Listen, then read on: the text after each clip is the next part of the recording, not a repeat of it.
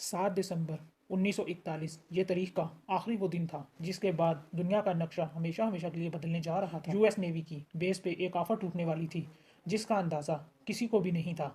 मिडलशिप में मौजूद एक अफ्रीकन बावर्ची डोरिस मिलर सूरज निकलते ही नेवी ऑफिसर्स को नाश्ता सर्व करता है और उसके बाद उनकी लॉन्ड्री कलेक्शन के कामों पे लग जाता है। सुबह के ठीक 7:57 पे डोरिस को एक सायरन सुनाई देता है।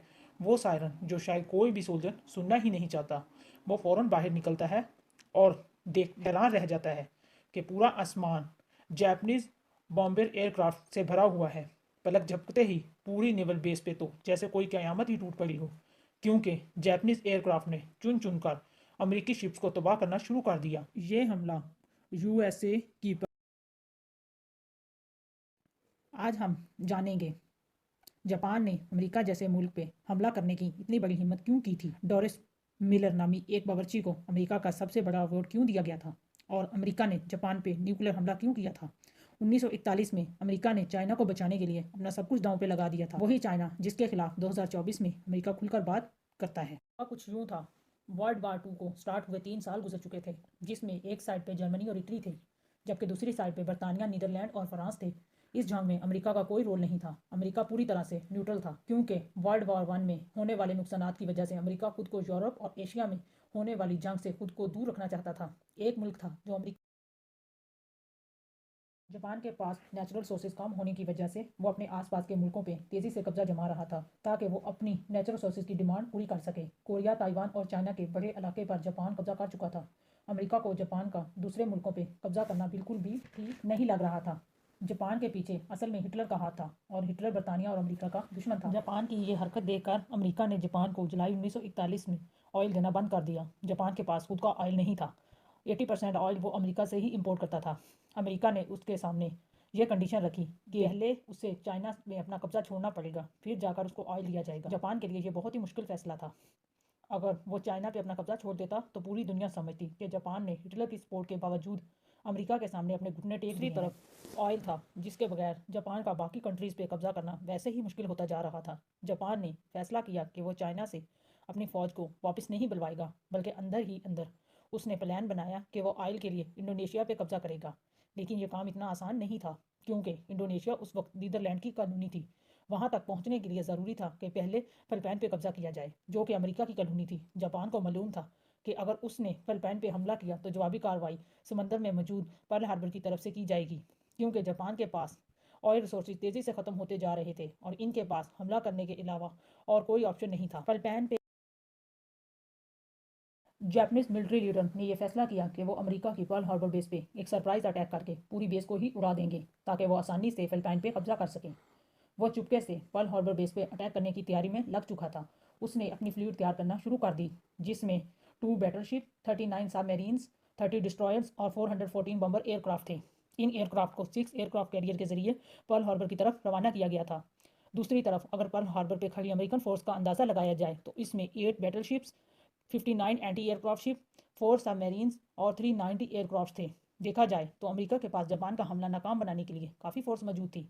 इसके लिए ज़रूरी था कि उनको पहले से ही इस हमले की इन्फॉर्मेशन मिल जाए, पर जापान ये अटैक हर तरह से सीक्रेट रखना चाहता था। इसलिए जापानीज़ कमांडर ने यह फैसला किया कि वो हमले से पहले किसी किस्म जापान से निकलने वाली फोर्स तकरीबन 8000 किलोमीटर का फासला तय करके अब पर्ल हार्बर से सिर्फ 370 किलोमीटर दूर थी। यही वो पॉइंट था जहां से एयरक्राफ्ट को हमला करने के लिए टेक ऑफ करवाया गया। यह वर्ल्ड वार 2 का सबसे बड़ा हमला होने वाला था, जिसमें अमेरिका अब तक शामिल ही नहीं था। 7 दिसंबर 1941 को सुबह को 7:57 AM पे 350 जैपनीज एयरक्राफ्ट को पर्ल हार्बर पे दो अलग अलग ग्रुप्स में धावा बोल दिया। अमेरिका जो कि इस हमले से बिल्कुल लाइम था, इन पे तो जैसे क़यामत ही टूट पड़ी हो। जैपनीज एयरक्राफ्ट के पहले ग्रुप ने गोलों की बारिश कर दी थी। 45 मिनट तक ये पर्ल हार्बर पर हमला करते रहे और फिर वापस चले गए। पहले तो ऐसे लगा शायद हमला खत्म हो चुका है, फिर 10 मिनट के बाद जापानीज एयरक्राफ्ट का दूसरा ग्रुप आया और बची हुई नेवल बेस को भी गोले बरसा बरसा कर ख़त्म कर दिया। पूरे 1 आवर 15 मिनट तक ये हमला होता रहा, जिसमें जापानीज का पल्ला हर तरह से भारी था। इस हमले में अमेरिका की 20 वेसल्स, 8 बैटलशिप्स और 300 प्लान्स को खड़े खड़े तबाह कर दिया गया। ज़मीन को आग और आसमान इसी दौरान अमेरिका की एक बैटलशिप अफ्रीकन बावर्ची डॉरस मिलर भी था। लॉन्ड्री कलेक्शन के दौरान डॉरस को एक सायरन सुना दिया। ये एक खौफनाक सायरन सुनकर जब तक वो बाहर आता, एक जापानीज मिसाइल शिप पे आ लगा, जिससे शिप के कैप्टन समेत बहुत से ऑफिसर्स जख्मी हो गए। डॉरस ने अकेले जख्मियों को सेफ जगह पर शिफ्ट किया और फिर एंटी एयरक्राफ्ट मशीन गन पे जाकर कुछ जापानीज एयरक्राफ्ट पर पलट कर वार किया। इसने बगैर ट्रेनिंग के 6 जापानीज एयरक्राफ्ट मार गए। इस हमले में जापान ने टोटल 29 एयरक्राफ्ट खोए थे।